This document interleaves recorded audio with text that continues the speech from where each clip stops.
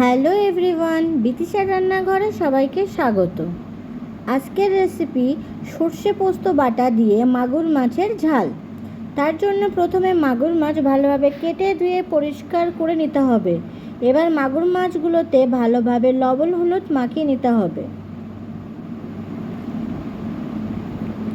কড়াইতে সর্ষের তেল গরম করতে দেব। তেল গরম হলে লবণ হলুদ মাখানো মাছগুলোকে এক এক করে দিয়ে দেব।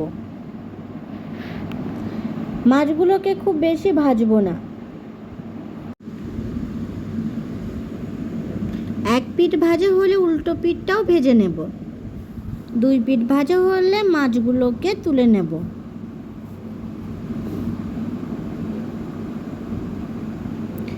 এরপর বাকি মাছগুলোকেও এক এক করে গরম তেলের মধ্যে দিয়ে দেব।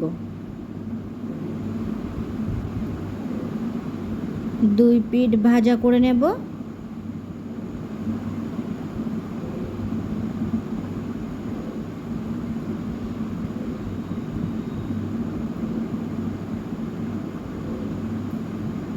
দুই পিঠ ভাজা হলে মাছগুলোকে তুলে নেব।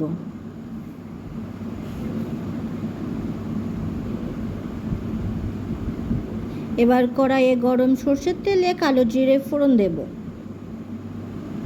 ফোড়ন ভাজা হলে দিয়ে দেব পেঁয়াজ কুচি। পেঁয়াজ একটু ভাজা হলে দিয়ে দেব চেরা কাঁচা লঙ্কা। পেঁয়াজ কাঁচা লঙ্কা একসঙ্গে ভাজবো। পেঁয়াজ কাঁচা লঙ্কা একটু ভাজা হলে দিয়ে দেব টমেটো কুচি।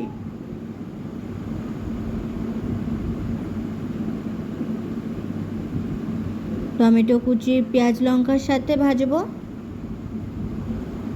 টমেটো নরম হয়ে গেলে দিয়ে দেব পরিমাণ মতো লবণ হলুদ। ভালোভাবে নাড়াচাড়া করব। এবার দিয়ে দেব সর্ষে পোস্ত কাঁচা লঙ্কা বাটা। ভালোভাবে কষে নেব।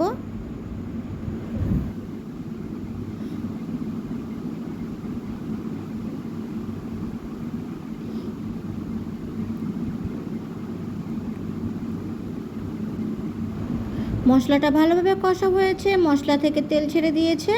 এবার দিয়ে দেব পরিমাণ মতো গরম জল। ঝোলটা একটু নাড়াচাড়া করে ফুটতে রেখে দেব।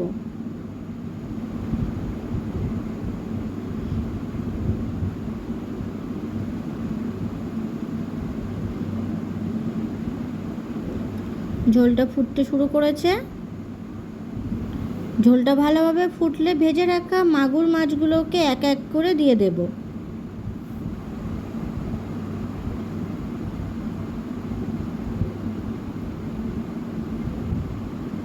মাছগুলো ঝোলের সাথে মিশিয়ে ফুটতে দেব।